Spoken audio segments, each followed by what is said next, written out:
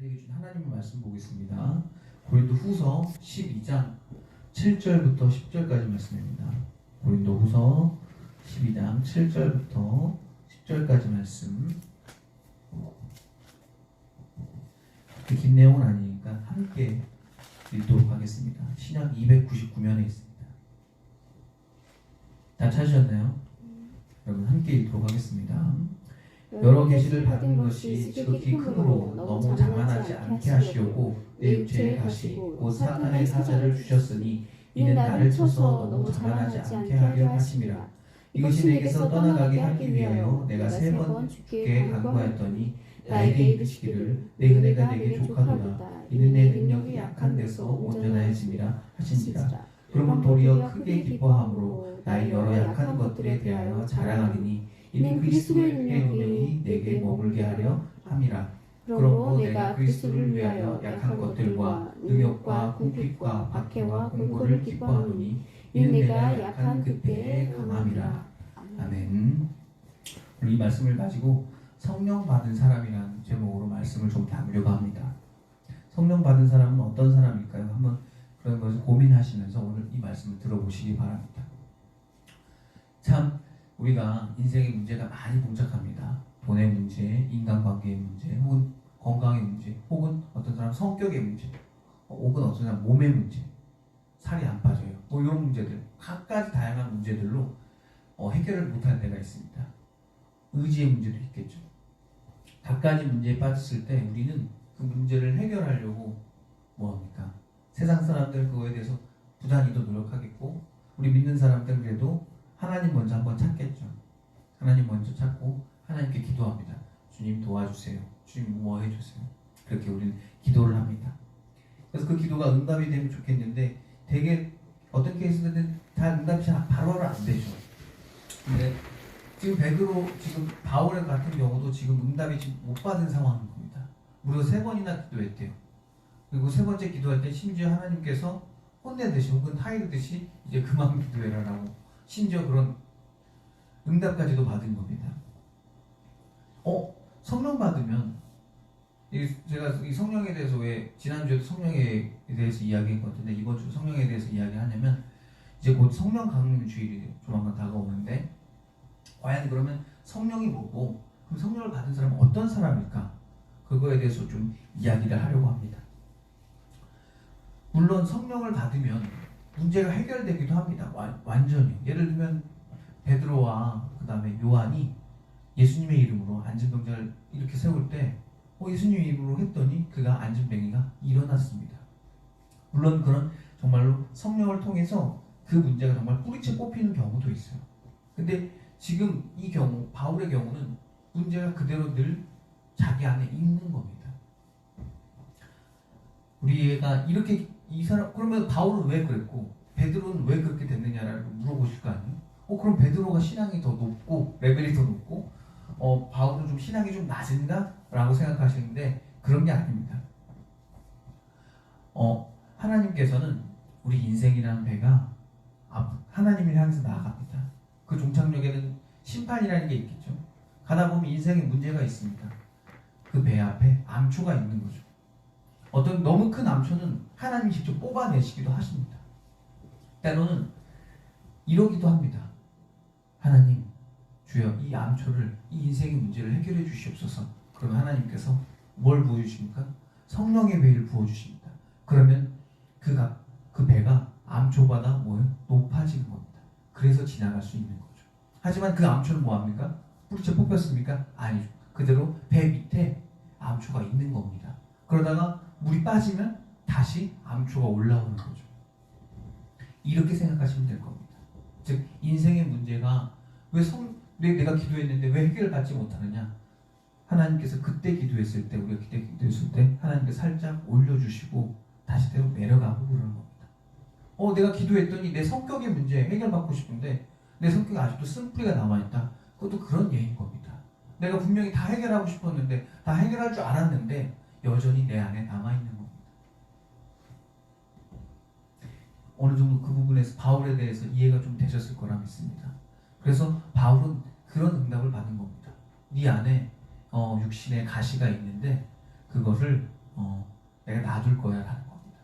하지만 너가 언제든 힘들 때 내가 언제든 그것을 위로 올렸다가 내렸다가 위로 올렸다가 내렸다 할 거야 라고 하는 겁니다.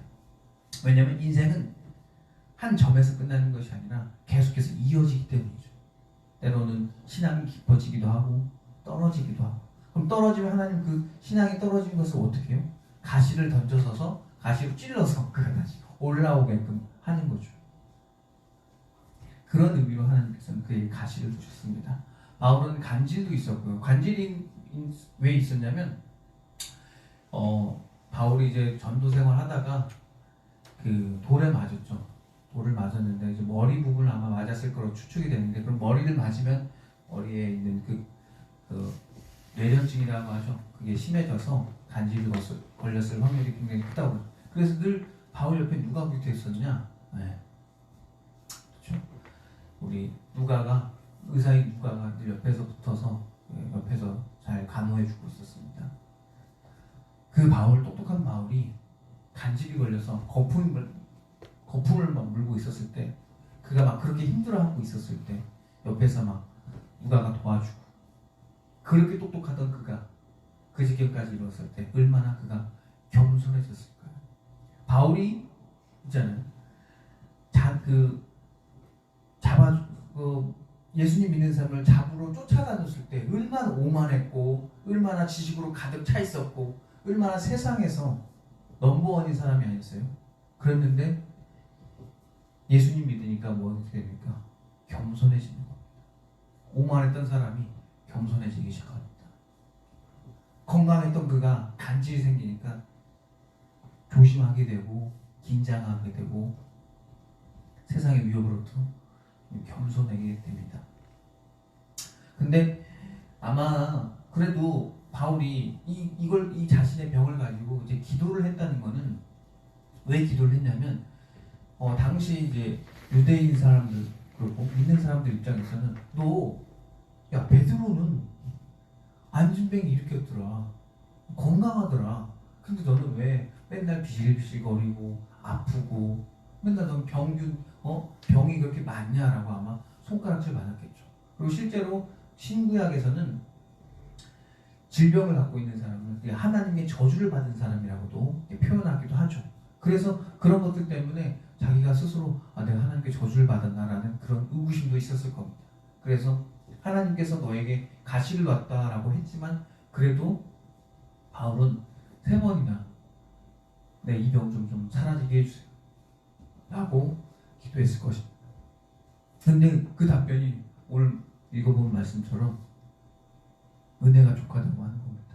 아까 그 말씀드렸던 것처럼 성령의 비를 부어서 그 암초 위로 배가 올라가게끔, 그래서 그 사이를 지나가게끔 하십니다. 그게 바로 하나님의 은혜인 겁니다. 근데 참 하나님의 은혜 받으면, 성령 받으면 문제가 해결되고 싶은데 해결이 안 되는 게 너무나 마음이 아프죠. 그런데 바울만 인생에 문제가 있었습니까? 아닙니다. 지금 여기 찾아오신 여러분들, 인터넷을 통해서 말씀을 듣는 여러분들, 인생에 문제가 없습니까? 인생에 문제가 있으니까 교회 왔을 겁니다. 내 인생은 왜 이래? 라는 그 의구심을 갖고 이 종교 저 종교 혹은 이 사람 저 사람 찾아봤을 겁니다. 그리고 마지막 중창지가 바로 여기로 여러분들 오셨을 겁니다. 그게 교회인 거죠. 교회 왔더니 예수님을 믿으라는 겁니다. 예수님을 믿으면 모든 문제가 해결된다는 거죠. 어떻게 해결될까? 아까 말했던 것처럼 성령을 부어서 그 암초 위를 지나가게 하는 거죠. 근데 그 암초 위를 지나가는 인생의 문제에서 암초 위를 지나간 사람들이 다 우리들인데, 우리가 성령 받으면 어떤 상태가 되냐면 우리 안에 돈의 문제, 인간관계의 문제, 성격의 문제, 의지의 문제가 혹은 자녀의 문제 해결되지 않아요. 근데 그 위에 성령이 부어지는 겁니다. 그래서 돈의 문제가 여전히 있어도 뭐 하는 거예요? 웃을 수 있는 겁니다. 그것이 성령 받은 사람인 겁니다. 성령 받은 사람은 내 안에 간질이 있고 내 안에 질병이 있어도 그것으로 인해서 내가 거기에 매여 있는 자가 아니라 하나님께 매여 있어서 웃을 수 있다는 겁니다. 이겨낼 수 있다는 겁니다. 돈이 경제적으로 어려워도 그걸 버텨낼 수 있다는 겁니다. 인간관계가 깨져도 그래서 그 사람과 안 좋은 관계에 있어도 그래도 그 관계를 성령님을 보고 하나님을 보고 그 관계를 넘어간다는 겁니다. 성령 받으면 사라지는 게 아니라. 예전에 구약에서 사사시대 때 하나님이 우리 사사들이 있던 시대 때 그 이스라엘 백성들을 키워봤더니 자기들이 잘 될 때는 하나님을 죽어도 안 찾는 거예요. 심지어 우상까지 섬기는 겁니다. 그러니 하나님이 뭐합니까? 가시를 던지는 겁니다. 주변 국가를 강하게 만들어서 이스라엘을 혼내거나 혹은 경제적으로 어렵게 하거나 혹은 다른 이 국가의 왕이 막 폭정을 삼게 하거나 다른 나라의 속국을 만들어버려요. 그렇게 하는 겁니다. 그렇게 하는 건 뭐예요? 하나님 찾는 겁니다. 여러분들도 마찬가지일 겁니다. 여러분들 인생에 문제가 없으면 하나님 오겠습니까? 찾으러 오시겠습니까, 여러분? 우리 인간 왜 그럴까요? 우리 인간 왜 이렇게 못됐을까요? 여러분 문제 없이 하나님 찾으면 제일 좋은 이상적인 모습일 텐데 여러분 안 그래요. 그거 왜 그런지 알아요? 하나님이 그렇게 만들었어요. 하나님이 여러분을 제일 잘 압니다. 근데 여러분들이 돈에 문제가 없고 인간관계 문제가 없고 건강에 문제가 없고 성격에 문제가 없고 의지에 문제도 없고 자녀 문제도 없으면 이상하게 하나님 앉았어요. 그리고 오만해집니다. 그리고 자기가 잘 돼서 자기가 잘났다고 자기 잘난 맛에 살아갑니다. 여러분 생각해 보세요. 뉴스나 TV에서 나는 교회 안 다닙니다라고 하는 사람들 얼마나 떳떳하게 이야기합니까? 얼마나 당당하게 이야기합니까? 그 사람들 문제가 스스로 없다고 생각을 하죠. 근데 가장 큰 문제는 신앙인들의 가장 큰 문제는 이겁니다. 문제가 생기면 하나님을 찾아야 되는데 문제가 생기면 돈을 찾거나 사람을 찾거나 자녀를 찾거나 자신의 의지를 찾거나 자신의 능력을 찾습니다. 그게 신앙인들의 가장 큰 문제입니다. 뭐냐? 무신앙인 겁니다. 교회는 다니지만 몸으로 교회는 다니지만 혹은 세상 사람들이 세상에서 살지만 하나님을 절대 찾지 않는다는 거죠. 문제가 생기면. 예수님께서 지난주에 설교했던 것처럼 이제 올라가실 때 제자들이 물어봅니다. 우리의 민족은 어떻게 해결받습니까? 우리 민족 언제 구원받습니까? 우리 민족 언제 독립합니까? 라고 물어볼 때 이럽니다. 전혀 그 얘기 안 하시고 너희들 성령을 받아라. 그러면 사마리아 땅까지 너희들이 전투할 거다라고 올라가십니다. 그게 그게 예수님의 답변이었다. 너희들 그래? 그런 문제가 있어? 너희들 나라가 없어? 그거에 대한 어려움의 문제는 성령님이 오면 해결돼. 성령님 받으면 어떻게 된다고 그랬죠? 제가 그 문제가 있어도 그 문제가 없는 것처럼 살아갈 수 있게 되는 겁니다. 나라가 없어도 나라가 뺏겨도 나는 살아갈 수 있는 존재가 되는 거죠. 더 이상 내가 나라의 독립의 문제에 매여 있지 않는다는 거죠. 예수님 그거 아셨기 때문에 뭘 받으라? 성령을 받아. 성령을 받으면 너희들 더 이상 너가 갖고 있는 그 문제가 굉장히 작아져. 굉장히 별로 아무것도 아닌 거야. 지금 바울도 마찬가지입니다. 내 질병의 문제가 하나님께만 기도했더니 너 나와 함께하면 그거 아무것도 아니야. 아무 문제도 아니야. 성령 받으면 그 문제 아무것도 아니야. 너가 갖고 있는 경제적인 문제? 너 생각해봐. 너는 막 100만 원, 200만 원 걱정하지만 다른 사람은 1000만 원, 2000만 원 걱정하고 어떤 사람은 심지어 수억 가지고 걱정하고 어떤 사람은 수천 가지고 걱정한다. 근데 내가 너 그거 돈 문제 해결해 준다고 너 끝날 것 같아? 아니야. 계속해서 뭐해? 넌 남아있어. 넌 뭐 받아야 돼? 성령을 받아야 돼. 성령 받아야 더 이상 너가 돈의 문제가 그렇게 크게 느껴지는 게 인생에서 크게 느껴지는 게 아니라 작게 느껴져. 결국 문제라는 건 우리가 크게 본다는 겁니다. 무엇보다? 하나님보다 크게 보니까 교회 찾지 못하는 거고요. 그래서 일하러 돌아다니는 거고요. 더 많은 돈을 벌려고 애쓰는 거고요. 깨진 인간관계가 하나님보다 더 크니까 그 사람한테 쫓아가서 굽신거리는 거고요. 아부 떠는 거고요. 그 사람과 관계를 좋게 하려고 애를 쓰는 겁니다. 그런데 성령 받으면 하나님께서 역사를 하시면 그 깨어졌던 인간관계가 회복되는 거죠. 하나님께서 그 관계를 풀어줘 버리는 거죠. 근데 우리는 그걸 못 믿는 거죠. 왜? 내 지금 눈앞에 봉착한 이 문제가 너무 큰 거예요. 인간관계가 너무 큰 거예요. 시험이 너무 큰 거예요. 우리 아들도 최근에 시험 본다고 교회를 안 나오겠대요. 그래서 속으로 너무 어이가 없어가지고 몸이 시험이 하나님보다 지금 더 큰 거예요. 그러면 안 돼요. 그러면 안 됩니다. 성령 받으시기 바랍니다. 성령을 받으셔서 더 이상 여러분이 갖고 있는 그 문제가 물론 크죠. 각 개인간마다 그 언제 크겠어요. 그 질병 걸린 사람도 얼마나 아프겠어요. 알지만 여러분 더 이상 자꾸 그것에 그 문제에만 자꾸 매몰되어 있으면 절대 하나님 볼 수 없습니다.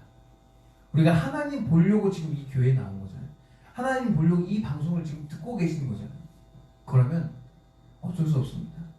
내 앞에 있는 그 문제를 내려놓으셔야 됩니다. 내려놓으시고 무엇을 찾아야 돼요? 성령님을 찾으셔야 됩니다. 그러면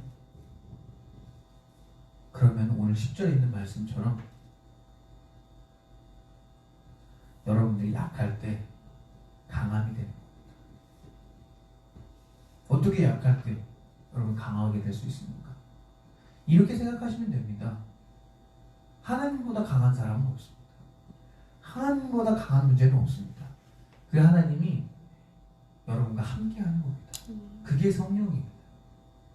그 성령이 여러분과 함께하고 있으니까 여러분 뭐 두려울 게 있겠습니까? 뭐 힘든 게 있겠습니까?